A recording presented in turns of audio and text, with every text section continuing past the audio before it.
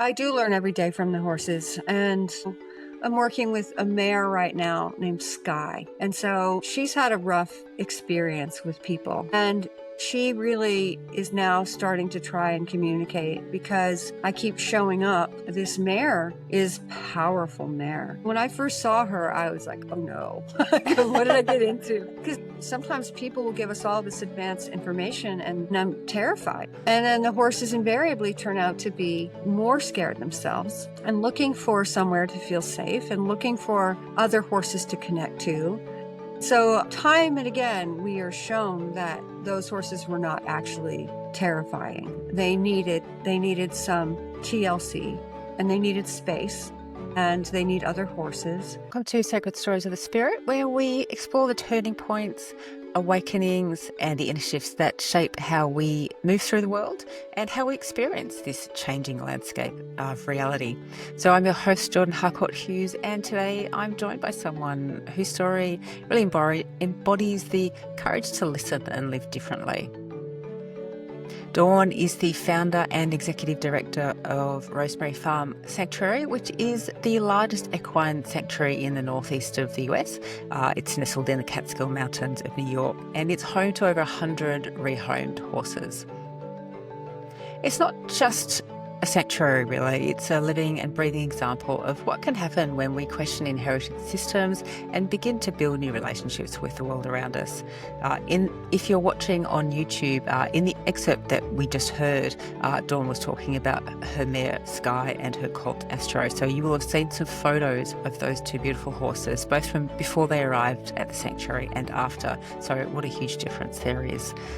It's a lovely conversation that I get to have with Dawn. We talk about her creative background and how that really laid the groundwork for moving into a more intuitive life.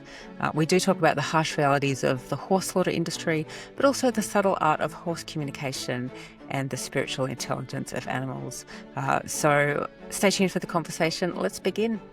Well, Dawn, welcome so much to the podcast. It's lovely to have you here for a conversation today. I'm really looking forward to chatting with you. Great. I wanted to start with your journey from New York City. So your journey out of the city was a big transition phase for you, but tell me about it. How did it start? My journey into the city was chasing some dreams. I'd finished school and I had my master's, and like every good theater designer, I moved to New York and I loved that career. And I worked as a set and costume designer and I was having a blast. But a lot of designers who go into that profession in the theater world are trying to do meaningful stage productions. And there's only so much of that work available.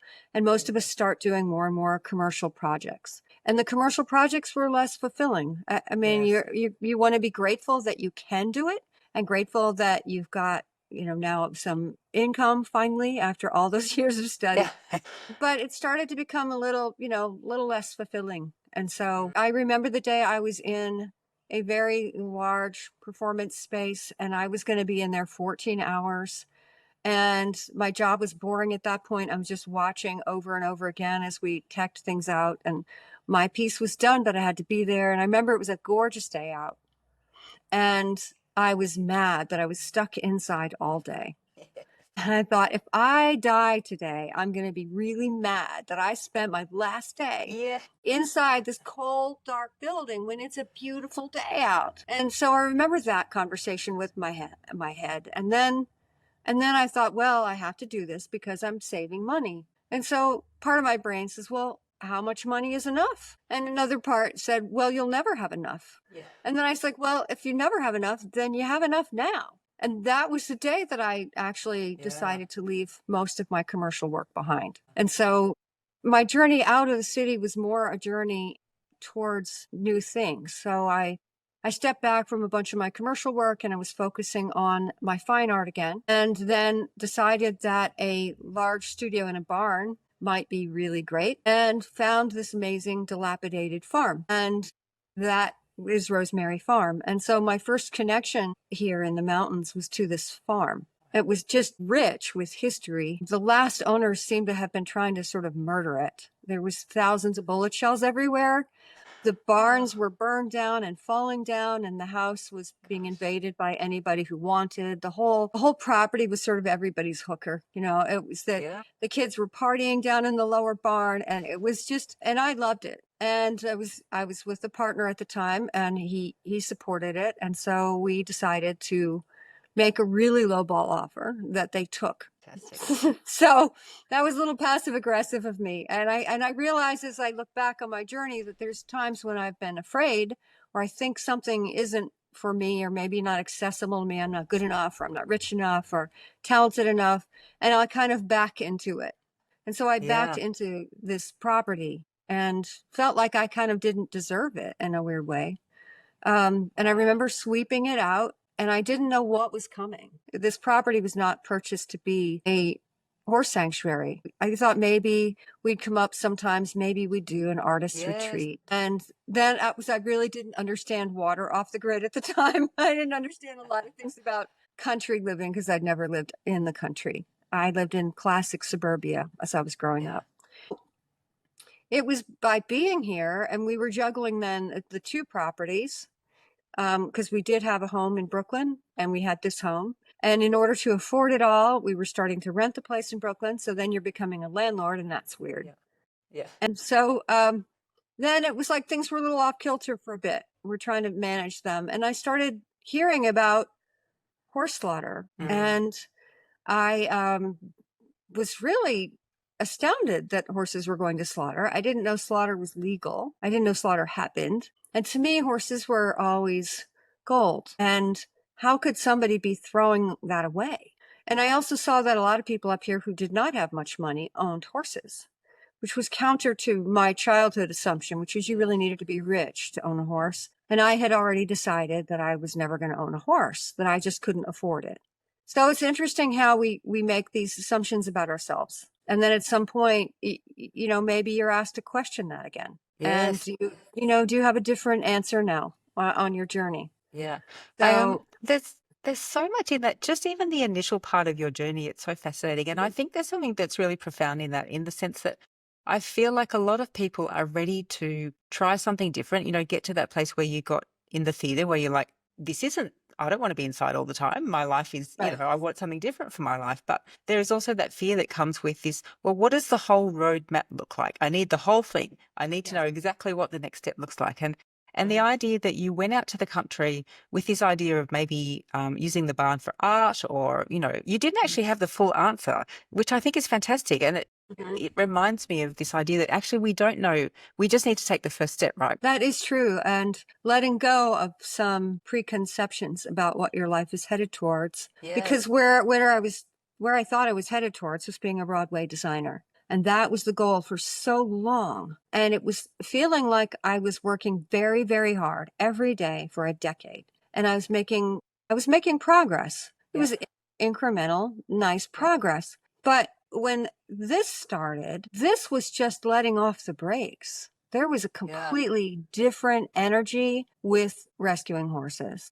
And so that helped. I don't know. There was just this enormous energy flowing through this place. And it happened, it felt accidental, but that isn't totally fair because I like to try and own my decisions, whether they're good or bad. The minute you start saying, oh, well, it happened to me, then you've given up your power. Yeah. And it's great to hold on to your power, whether that's Yeah. good or bad. Then if you've made the decision, then you can change the decision. So Yes. I really like to embrace ownership. And so I did make the decisions, but I didn't always know what was going to happen. And the first two horses here were purchased. They lived down the road, and they were supposed to be nice riding horses. And they weren't either. They weren't nice or riding horses. They were both they both had mental and physical issues, extreme mental and physical Wow. issues. And so I started learning about actual horses, not all the books I'd read. Because Mm. I'd read everything, I read every Walter Farley book there was. I read the Black Beauty. I knew all that. And I did not know how to take care of a horse. And so I had to learn. And I knew that I didn't want to hurt the horses, but I didn't know how to interact with them. So I had to find a trainer who was very gentle. And I was very cautious with him at first because I didn't want him telling me what to do or making me hurt them. So I said to him on my very first lesson, I said, I can hear them. I just don't know how to talk back. And I need you to help me communicate with them. And horses communicate through their bodies. And so I had to learn how to communicate with the horses. And then it was soon after that that I learned about horse slaughter. And I thought, well, I'm an intelligent person. I can go to auction and I can learn for myself. I can be calm and I can learn if this is really happening. And so I'm there at auction, and a new friend goes with me, and she left after 2 hours, and she's like, don't buy anything. Of course. Yeah, right. I'm watching one horse after another sell to the dealers, sell to slaughter. And I've got tears, and everybody else is laughing at me. Everybody thinks it's a carnival there. And I had been friendly with one horse in the back, and that save was a big deal for me. And actually kind of that dovetails into another one of your questions, which was Yes. about, Sorry. Before we go on to any more questions, just before we lose yeah. it, I want to just circle back quickly to this idea that you could already hear the horses. I really want to understand what that meant for you. What was the experience of feeling that? Think that we all have gifts. Our gifts are different. And there are things that I really cannot do, even if I try hard. And then there are things that I can do easily. I always felt like I understood horses, and Yeah. and Okay. it seemed to me very clear what horses are saying. And a lot of Okay. horses at auction are saying, get me the flip out of here. I'm terrified. I don't Yeah. So understand what's going on. So I'm interested. I guess that's kind of what I'm interested in digging a little bit deeper into. How do you think that that actually works on all of these different energetic levels where we don't have the same language necessarily? Horses have powerful energy, and they have powerful auras. And Mm, if you're really paying attention and you're stepping closer to them, you can feel like the kind of intersection, where now their energy is crossing into your energy. And beautiful. you breathe into that, and you relax Yeah. into that, and you allow that, and you're asking for permission and you're giving permission. You're two equal beings, sharing a moment. Yeah. And they love that. And so you watch and you see, is the horse accepting my presence? Are they enjoying the contact? And a lot of what we call training here is finding places where the horse will say yes, and then building on that. And they'll say yes with their body and with their interaction, and you look for physical tension. But when you get, you try and get better at it. So you're picking up smaller signals, and it might be a muscle right here that you see. And the trainer that I work with, his name is Dan McCarthy, and he is the soul of patience, and he's very woo. And he, and we now have a really fine-tuned repertoire. And so we'll both be like, okay, yeah, I got, yep, yeah, did you see? Yeah, I saw, yep. And we get really excited about watching a relaxation of a horse, watching them accept, watching them come into our space voluntarily. And that stuff really, really excites us. Yeah. And so when you're talking about asking for permission of the horse, it doesn't mean that you're lesser than the horse. I try and develop relationships where I am their guardian, I'm their leader. I don't want to say boss because that sounds like, but I'm the one who will protect them. And you want to be the lead mare when you're down with the horses. And if I'm trying to learn how to be a lead horse, I watch the other lead horses. And they know I'm not a horse, and I know I'm not a horse. But that doesn't mean we can't have body communication and claiming space. So we can claim space now by throwing a look, and that's mine. And they'll turn off it as if there's a fence. It's so Wow. fun. And so, you try and get so that it looks like almost nothing's happening, because you want to intercept anything bad from happening. And so people talk about, how do I catch my horse? And we joke, like, how do we get rid of them? Like, we can't, because they get so comfortable and they want to be in your space. Yes. And then there's trainers who talk about having a protective bubble around yourself, because most accidents happen right here. Uh, And that's true, but that's also where intimacy happens. And horses are intimate with each other, and they use their mouths and their nose and their neck, and they come into you and they do that to each other. And you want to be the same with them. You want to be allowing them in your space. And there's a lot of people know that exchanging breath with a horse that's very intimate. And some people will just try and walk up to a horse and just breathe in their nose, and that horse will come at them. They're like, oh, that was bad, because it's very intimate. people will walk up and try and touch a horse's face, and you're like, I wouldn't do that to you right away.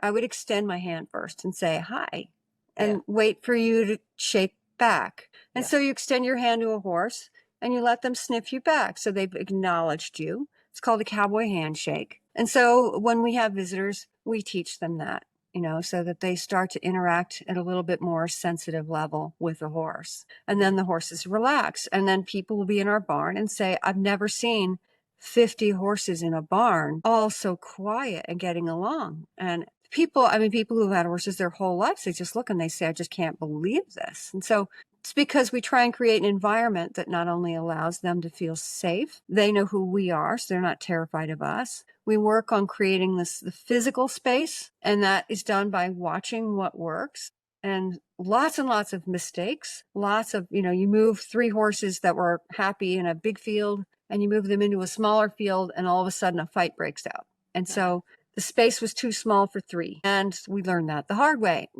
So, we learn. We're always learning. And learning is incredible. I love learning. And so this journey has just been full of learning. Yes. You Wonderful. look like you had a question. No, I have many questions. But the, Okay. the thing that the thing that I was thinking about was in terms of the human journey, how much have we got to learn from horses? And was there a moment when you thought that there was a particular horse that was just in a teaching moment with you that had something really profound to share with you that you learned from? I do learn every day from the horses. And I mean, as far as learning in a teaching moment, each horse responds differently. And Mm. so I'm working with a mare right now named Sky. And Sky just got to us in February. And she's had a very long, difficult journey. And I know about the past year of her journey. And she has multiple brands on her body. Ah. And some of them are quite ugly. They look like Mm. they were drawn with a hot wire. So we're not talking humane branding. And she's got at least 4 brands on her body. And so she's had a rough experience with people. And she really is now starting to try and communicate, because I keep showing up and, you try and use things that have worked and sometimes they really backfire. And so you have to really watch like what's working. And this mare is powerful mare. I'll send you her photo. Yes, I And would love that. and so when I first saw her, I was like, oh no, what did I get into? Because there's horses that come here and, sometimes people will give us all this advanced information and I'm terrified. I'm like, okay, we've now gotten in over our head. And then the horses invariably turn out to be more scared themselves and looking for somewhere to feel safe and looking for other horses to connect to. And so time and again, we are shown that those horses were not actually terrifying. They needed some TLC and they needed space and they need other horses. And so this mare Sky is finally starting to put out her nose and she's starting to say hello. And so I've been working with her every day for months. And by work, I mean, I go in and I enter their space. She is with her son here, and they have a private paddock and a very large adjacent run-in space that's a double stall. And so I go in there and I offer grain. And some people have actually criticized us for this, which is just hilarious to me because this mare has no use for humans. She is going to guess 13 years old. She has no reason to want to come near me at all. So food is a powerful motivator. She's got plenty of regular hay to eat. And at first the grain was not enough enticement, but her son started coming over and he's like, oh, Mom, this is really good. And you need to be super careful if you're dealing with a mother and child, because sometimes mothers do attack. And so, I joke a lot, like, I'm just going to try and not die doing this, And getting to know her son and having him come over, and then she'd start to smell the grain on him, and then she would start to come over, but you had to put the bowl down and get away. And then I could start to hold the bowl, but I couldn't touch her. And then she'd leave. And she does this thing where she'll snap back and then do a slow turn. So she's showing you her hind end and her power. And she'll just pause there facing her back is facing you and she could kill you in that moment. Yeah. And you have to Just so try you know. yeah, right. And so then you have to try and be the adult. Like you Mm. have to try to be the adult in the room and say, I got it. I got that you get hurt, but I'm Yeah. going to just stay here and you're going to be okay. And then she comes back and has a little bite. So she's never actually struck out. She's never actually given me ears. She's never actually threatened me at all. But she just exudes such power that it's hard to, your own personal protective stuff can come up. Yeah, And that absolutely. happens a lot with people and horses. And the language that is used around horses can cloud your mind. So you have to try and get out the language like, that horse is trying to outthink you, or that horse is trying to hurt you, or that horse is trying to. No, the horse isn't trying to do any of that. The minute you start telling yourself that, then you have justified a reaction to them. Yeah. I had a horse as a young girl, and, Hmm. so Oh, I grew up with awesome. this love of horses. But I do Uh-huh. think there was a very traditional understanding of horses. So even the language of rein it in, or, it is about maintaining that dominance over an animal. And I think this Yes. transition to this equality and the listening and the invitation into each other's space is a completely different dynamics. And we are constantly trying to share here about the complex relationship that we can have with a horse that extends beyond use. Yes. And that does stem from language. And so we try Yes. and use language differently when we're talking about our horses. Like, we never say that we're breaking our horse. And I understand that some people still use that and they don't mean technically breaking, but a lot of people do. Mm. So we never say we're breaking our horse. We actually don't often use bits here. So we're riding bitless. We're working on riding from the seat. We talk about developing 3 categories. If a horse is to be a riding horse, they need to be sound, they need to be trained, and they need to be willing. Yes. And willingness is the most interesting and elusive component to that. Yes. And if willingness is lost, it's the hardest one to get back. And so when we rescue horses, they're missing one or all 3 of those things. And adoption is not our focus, but we do sometimes adopt out if it is right for the horse. So if a horse really has come to love getting extra attention, maybe isn't really comfortable out with 50 horses, maybe likes a smaller paddock, then those horses might be one that I keep in my mind if we have a potential adopter, to see if we might have a match. And so we've had some amazing placements of horses that love going out and riding with their person. And I Yes. realize there's a certain movement that thinks that all riding should be banned. There's extremes in all sides. Yeah. We try and judge each horse, the horse in front of us today. And horses Yes. have a life cycle that is easily 30 years. So over the course of that time, they also have different things they like, different priorities, different strengths. A 2-year-old horse is still baby brain. A 4-year-old horse is starting to mature a little bit. A 30-year-old horse doesn't like leaving its familiar territory. We see so many parallels in our horses' Yes. lives to the parallels in human lives. And we talk about that too. And what does a 30-year-old horse need versus a 3-year-old horse? And it's so fun here to watch these horses at their different ages and also different breeds and the different traits that kind of cross over from the different breeds. Yes. So we just enjoy them all. Yeah. I think that in your sanctuary, a lot of the language you use is letting horses be horses. So Yes. that's lovely. And I wonder if you think that we've forgotten how to do that. Is that something you're trying to bring back from something that's been I lost? think that it depends on the person as to whether or not they understand that. There are a lot of people who will say that I don't have access to that for my horse. And there are new solutions developing all the time. Like a paddock paradise system is something that was developed and has really took hold for horses on smaller acreage. And so they really create pathways that Okay. encourage movement, and they Yeah. put food around the pathway so the horse moves. And there's been a lot of studies where they'll put, little walking things on the horse and they can measure how much they move. So that's a solution if someone is interested in it. There are boarding barns that are allowing longer turnout. And any commercial business is going to respond to what the clients want. And so if more and more people want boarding barns that have turnout, then they're going to come up with them. If more and more people are looking for change, then there will be an industry that responds to it. Yes. And Yeah. so that's what we are really hoping to plant the seeds about with all of our talk. I'm not expecting that all of our horses are going to move out. They don't want to move out. They're happy here.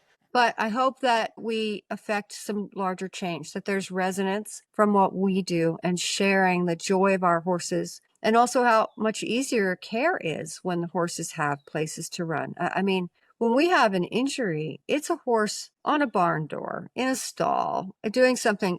I can watch 50 horses running the mountain in the dark and no one is hurt. No injuries.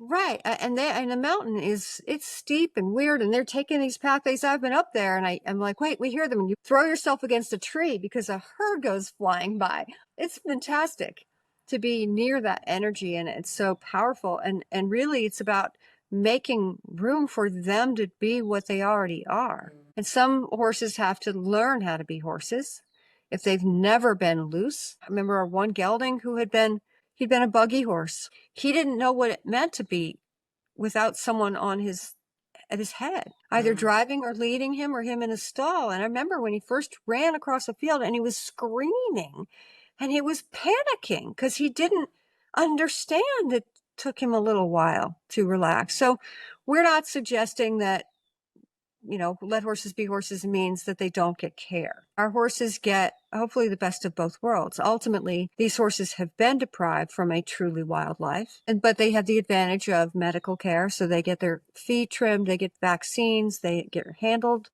daily, and they have food provided, and they have salt, which is so important, and they have fresh water year round, and they have access to shelter, and they have access to friends. Yes. And they love that, and you can see that they love that. And so it becomes easier to know what's right when you can see it happening in front of you.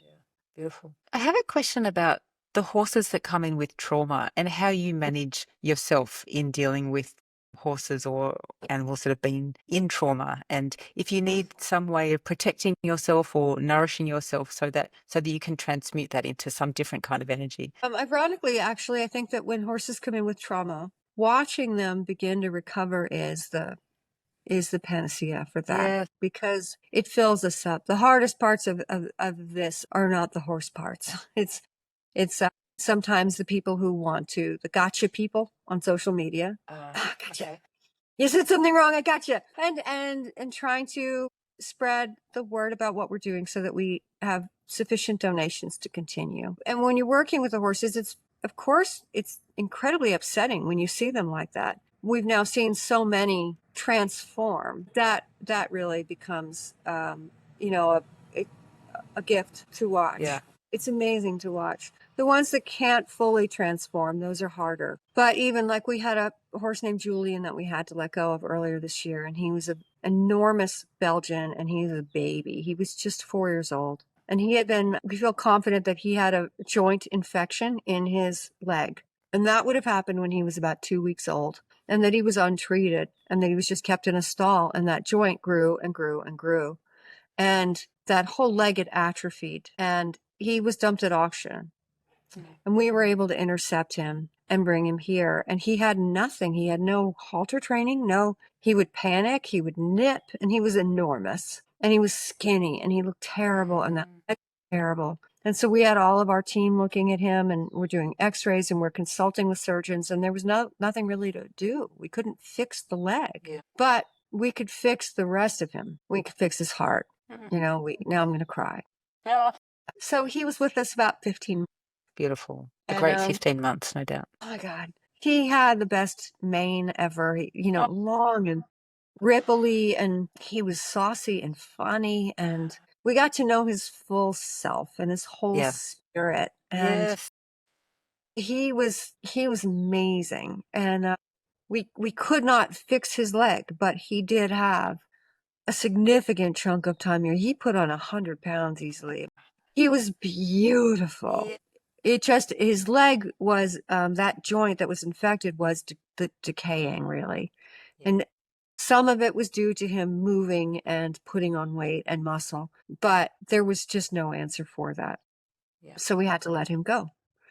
And we have to at least remember that he had that time. Absolutely. If we can change, Absolutely. I like to think that if we can change the last chapter that we've changed the whole journey, and that Yes. soul is leaving in peace. Yes. Oh, that's And a beautiful way to that's express it. that's what we really try and do. We try and give them a last good chapter. And for Julian, that wasn't that long, but it was at 25% of his life. And then we have a lot of horses here. We've now have the 15-year club and Ah, the 10-year club, of course. And we can't have more than 15-year club because we've only been doing this for 15 years. okay. So some of the first horses that were rescued are still here. Wow. And that's really cool. And we're very proud of that because that long-term care means really embracing the nuances of their aging and what do they need now. And okay, now it's shifted again. So if they were beautiful with a certain level of care and then we see them starting to decline, we run blood, we run diet, we check them out, we have the vets out, we're trotting, we're doing lameness exams. Sometimes they go in for major surgery if that will help them. So that process is a complex one, and we're Yep. very proud of that effort. Yeah. Wonderful work. Thank you, Dawn. I have one more question for you, which is really just looking at your life journey and the place you are now compared to that place you were when you left New York City. If Mhm. anyone else was thinking about, stepping into a new trajectory, what kind of wisdom would you give them? I thought about this. I have a great suggestion. It's going to sound silly. It's going to sound really silly, but truly volunteer anywhere you can. No, I Take love your it. Saturday and volunteer somewhere. Go and volunteer at a soup kitchen and see how that Yeah. strikes your soul. Volunteer for the dog walkathons. I made sure that I always lived near a park and I always had a dog. And so I would be out in the park in the mornings and I got involved with the local rescue in Brooklyn, and I got involved with a dog that charity cancer dog walkathon up in Riverside Park. And I was finding ways to connect even when I was in the city. I'd, rescue every wild Yes. animal that there was. And so there's ways that you can connect even if you're not ready to make a big leap. And I didn't know I was making a big leap. Like your first question about when you left New York, I didn't know I was leaving New York. And actually, to me, that's beautiful because I liked what I was doing there. But something up here became more important. And I Yes. remember when I said, I'm not going back to Brooklyn. I can't. We've got all these horses that need me.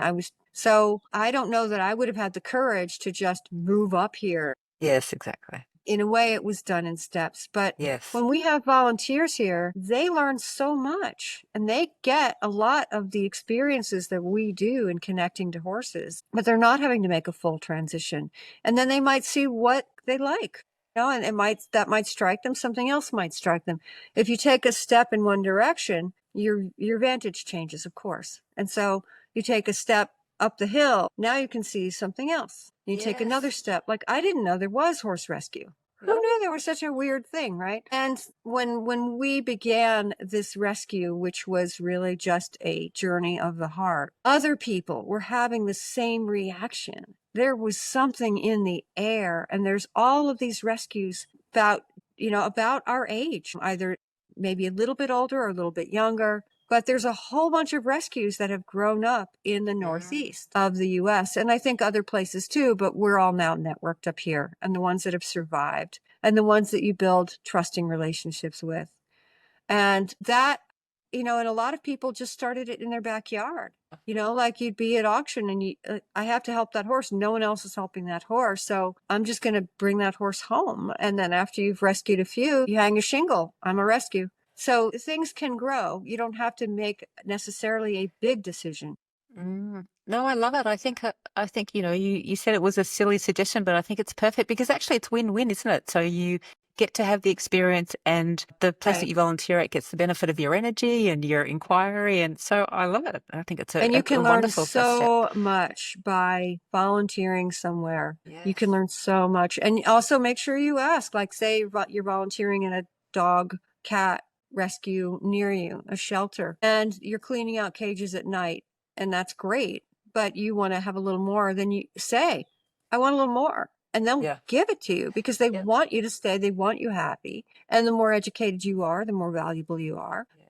and even if you do it once or twice and you're like, okay, that's not for me. I love answers, and I think all answers are good news. So even to say that's not for me Yes. is just as valuable, because then you can, Agreed. okay, like if I see a pair of shoes I'm interested, I try them on always, because then I know if they work, great. And most of the Question time they answered. don't, and then I no Yeah. longer want those shoes. So it's the same, like just try on things. Yeah. Don't be afraid Perfect. to just try on things. And that can help lead to something else, Mm. especially if you're feeling stuck. You don't have Yes. to leave what you have first. The big leave for us did not happen right away. It happened Mm. after this had started. And I took my savings and was spending that and starting to get donations as this grew.